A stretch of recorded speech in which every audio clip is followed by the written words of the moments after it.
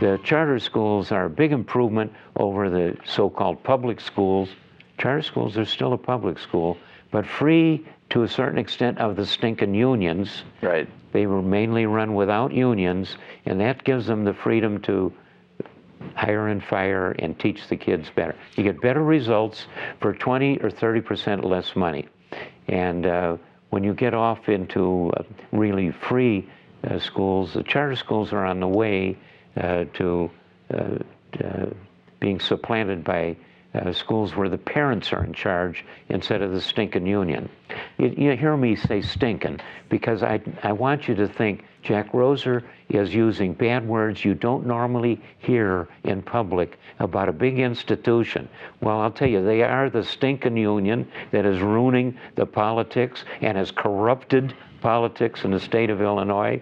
You'll not find a bigger cause of the mess we're in than the stinking unions that are supposed to educate your children. I'm guessing you didn't have dinner and drinks with Karen Lewis last night, did you? No, I didn't. I'd throw up if I were eating with her. Oh. But let me jump in real quick, and it's really a question This is for Michael you, Jack. Brown. I've had the opportunity to do a promo in St. Elizabeth's. This is a private school that Jack has helped fund for over 15 years. Their success rate is amazing.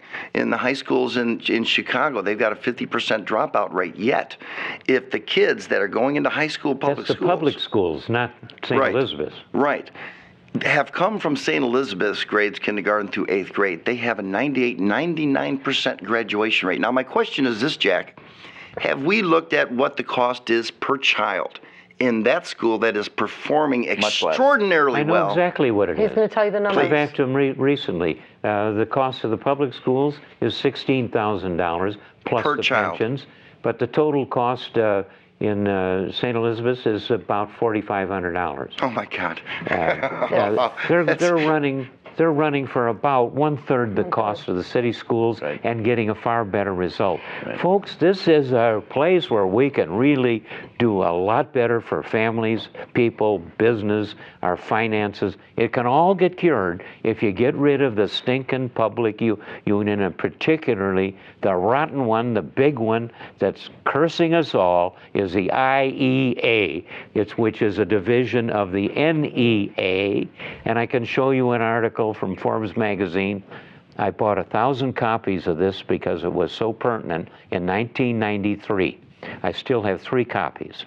But Forbes, a very smart man, Forbes magazine, a real institution, he called in that thing on the cover, the NEA is the National Extortion Association. And what year was that, Jack?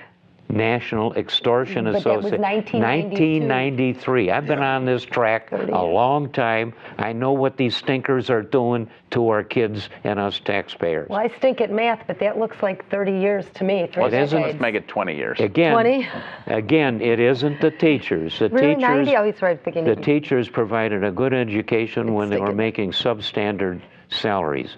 And now they're making great salaries, but under the management constraints of the stinking IEA division of the NEA, we are getting a lousy bargain, the worst thing that's crippling our state.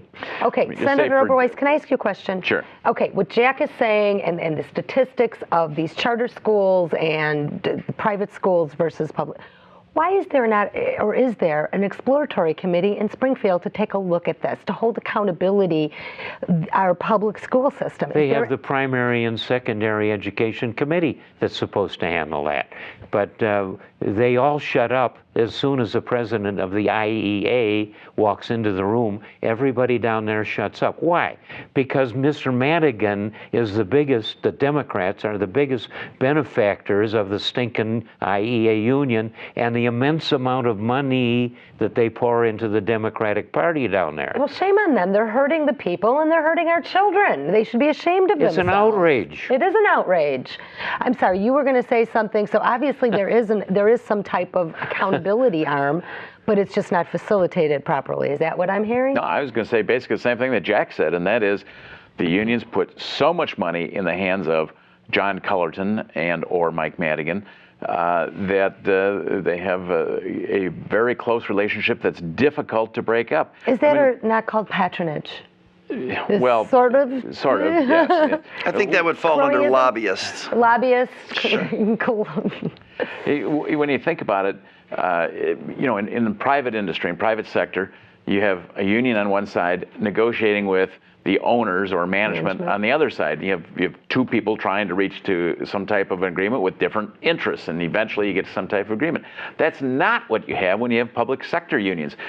Public sector unions are negotiating one side, but the other side is, well, pretty friendly and willing to give more or less whatever they want, as long as in return they get large political contributions, and on election day they get workers out there knocking on doors and getting people out to vote. How many of the average voters do you think know in that? his distinction.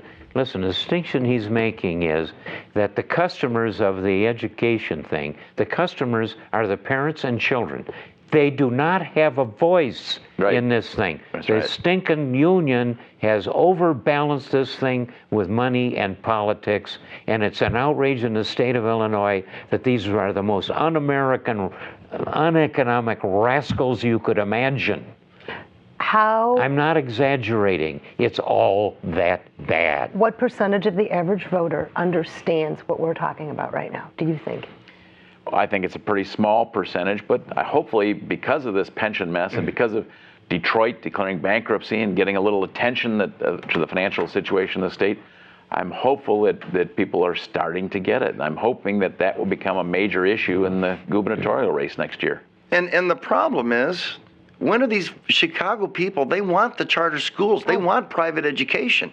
But the key people they keep voting into office are the ones that keep saying, no, got to stay in public education, because they're kowtowing to the unions instead of the people that put them into office.